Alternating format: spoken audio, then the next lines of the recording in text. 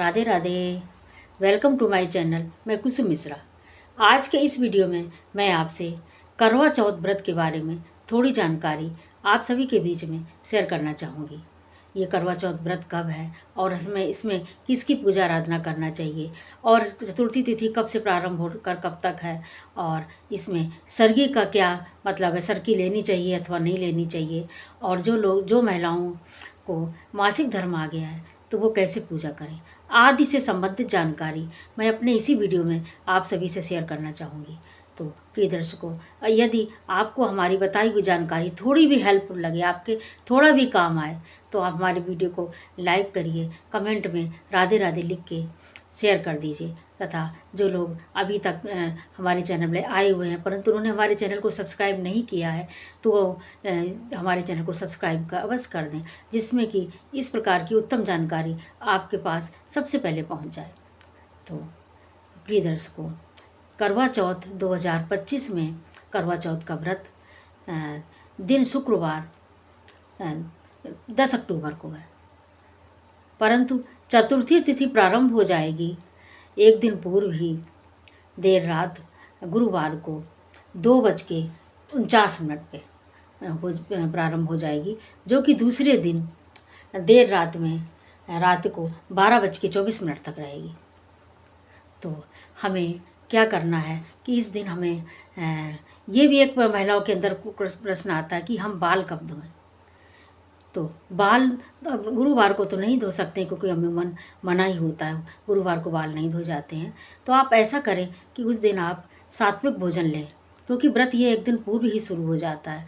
सात्विक भोजन लें और रात में भोजन करके और ब्रश व्रश करके अपना सो जाएं और दूसरे दिन जल्दी उठें, क्योंकि ये उठ के जिन महिलाओं को सरगी खानी है तो वो जल्दी उठ कर 4 बजे से पहले ही उठ जाएं और सर धो के नहा लें।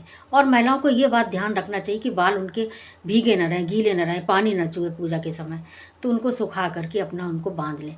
क्योंकि पुरुषों को भी जब पूजा करते हैं तो उनको भी एक ये नियम होता है कि वो शिखा बंधन बस करते हैं, क्योंकि पंडित जी भी पूजा कराते हैं तो पहले पुरुषों को भी शिखा की, आजकल लोग शिखा नहीं रखते तो शिखा बंधन के लिए इशारा करते हुए हाथ रख के मंत्र बोलते हैं। तो महिलाओं को भी बहुत ज़रूरी होता है। अगर उनके महिलाओं के बाल खुले हैं तो पूजा के समय नहीं खोले रखना चाहिए, उनको अपना बांध के रखना चाहिए। और नहाने धोने के बाद आप प्रातःकाल उठ करके स्नान ध्यान करने के बाद, बाल धोने के बाद, सुखाने के बाद और उसके बाद सूर्य और तुलसी को जल देने के बाद पूजा स्थल में आ जाएं और हाथ में जल पुष्प और अक्षत लेके भगवान महादेव या गणपति के आगे ये बोलें, संकल्प बोलें कि हे प्रभु, मैं अपने पति के दीर्घायु के लिए और स्वस्थ जीव रहें, ऐसा मेरा संकल्प है, और साथ में मेरे बच्चे भी स्वस्थ रहें और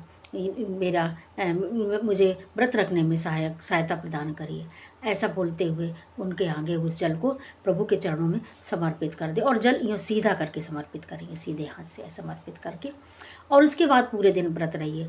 और शाम के समय प्रदोष काल सूर्यास्त से 45 मिनट पहले प्रारंभ हो जाता है और 45 मिनट बाद तक रहता है। तो ये देखना चाहिए राहु काल या भद्रा काल तो नहीं है। अगर ये सब नहीं है तो उस समय आपको पूजन करना चाहिए। पूजन करने के लिए चौकी बिछाइए और उसमें कलश रखिए और शिव परिवार की फ़ोटो अवश्य रखिए। और करवा का भी कैलेंडर आता है, तो आप चाहे तो कैलेंडर ले लीजिए, पर अगर चाहे तो एक फ़ोटो आप ले लीजिए जिसमें कि हर साल उसी से आप पूजा करते रहें। तो उसके आप कलश रखिए और 2 करवे लीजिए। फिर अपना अपना रिवाज होता है, कहीं करवे लिए जाते हैं, कहीं नहीं, कहीं एक करवा ज़रूरत पड़ते हैं, कहीं 2 ज़रूरत पड़ते हैं।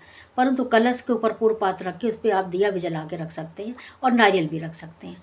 और उसके बाद गौरी गणेश की आप भगवान शिव परिवार की पूजा अर्चना करिए और 4 कहानी इसमें सुनिए। करवा माता की 4 कहानी होती हैं। तो 4 कहानी में जो लोग चारों कहानी सुनने के बाद फिर आप थोड़ी देर के बाद अपना कार्य करिए घर का। उसके बाद चंद्रदेव निकल आएंगे तो उनको चंद्रदेव को सीको सहित करवा ले जाइए, क्योंकि एक करवे में तो जल भरते हो, एक में मिष्ठान भरते, अपने अपना रिवाज होता है। कहीं पिन्नी भरते, कहीं लाई भरते, जैसा जिसका रिवाज हो उसमें भर के आप ऊपर ले जाइए, जल वाला ले जाइए और चंद्रदेव को अर्घ दीजिए। अर्घ में आप चावल, अक्षत गंगा जल और थोड़ा सा सुगंध के लिए थोड़ा इत्र डाल के और थोड़ा मीठा डाल के उनको अर्घ दीजिए। और वो जो सीख ले गए हैं वो चारों तरफ 4 बार घूम करके आप उनको परिक्रमा करके, और इससे पहले कहीं कहीं फरा भी बनने का आटे का रिवाज होता है, तो 2-2 सीख एक एक फरा ले करके 7 बार में उनको घूम के उनको उससे अर्घ दीजिए। और अर्घ देने के बाद छन्नी से कहीं कहीं जहाँ भी अपना रिवाज है छन्नी से में दिया रख के चंद्र को देखिए और पति को भी देखिए और उनकी पूजा कर, पति की यही पूजा होती है, पूजा करिए। और उसके बाद जो करवे का जल अथवा गिलास से आप उनको मिष्ठान खिलाइए और वो आपको जल पिला देंगे। तो ये तो पूजा पूरी हो गई। परंतु कहीं कहीं रिवाज होता है कि सरगी खाने का, कहीं नहीं होता। हालांकि पुराणों में कहीं इसका उल्लेख नहीं मिलता है, पर विशेष तौर से सरगी मेरे ख्याल से लोक रीत में यही बनाई गई होगी कि जो लोग बीमार हैं या जो प्रेग्नेंट महिलाएं हैं अथवा जो अस्वस्थ हैं और वो व्रत नहीं पूरे दिन रह पाएंगी, तो प्रातःकाल उठ के वो सूर्योदय से पूर्व ही जो मिष्ठान है, थोड़ा मीठा है अथवा नारियल पानी या नींबू पानी आदि वो ले सकती हैं अगर उनको दवा खानी है, आदि खानी है। परंतु सरगी का ऐसा कोई रिवाज नहीं है, क्योंकि अपने यहाँ कोई भी रिवाज सनातन धर्म में प्रातःकाल उठ के कुछ नहीं खाया जाता, क्योंकि रात में खाना तो निशाचरी माना जाता है और जब सूर्योदय नहीं हुआ तो रात ही में होती है। तो फिर जैसा जिसका रिवाज आप कर भी सकते हैं, सरगी खा भी सकते हैं, जैसा आपका रिवाज हो। और दूसरा जो मैंने बताया कि अगर मासिक धर्म से होंगी तो क्या करें, तो वो बहना तो निकाल सकती हैं सास के लिए और उनको दे भी सकती हैं, परंतु पूजा नहीं कर सकती। पूजा अपने पति से करवा लें, देवरानी जेठानी है वो आपस में कर ले, उनसे करवा लें, अथवा कोई नहीं है तो आप मानसिक पूजा कर लीजिए। और जो 2 करवे होते हैं जिसमें मिष्ठान होता है, उस करवे को अपनी सास को दे दें। उसमें श्रृंगार सामग्री वगैरह भी होना चाहिए, उनको सास को दे दें। अगर सास आपकी विधवा तो आप जेठानी है या आपकी बुआ सास है आदि कोई, उनको भी आप दे सकती हैं, दे करके उनसे आशीर्वाद ले लें। तो ये पूजा रही। तो ये होता है कि आपको व्रत रहने से पूर्व पूरे दिन भगवान का नाम स्मरण करना चाहिए और चुगली चपाटे से दूर रहना चाहिए, किसी बुराई निंदा नहीं करना चाहिए। और अगर कोई आपको लगता कि मुझसे कोई गलती हो गई है इसमें पूजा में, कहीं कमी ना रह जाए, तो देखिए बड़े बड़े यज्ञ जो होते हैं, कथा भागवत होती है, उसमें भी संकीर्तन करवाते हैं पंडित जी। तो इसमें भगवान का नाम लीजिए, भजन अलग होता है, संकीर्तन अलग होता है। जैसे जय गणेश जय शिवाय जय शिवाय, इस तरह से आप बोल सकते हैं। तो इससे आपकी जो आपकी त्रुटियाँ हो गई हैं उससे भगवान आपको क्षमा कर देते हैं।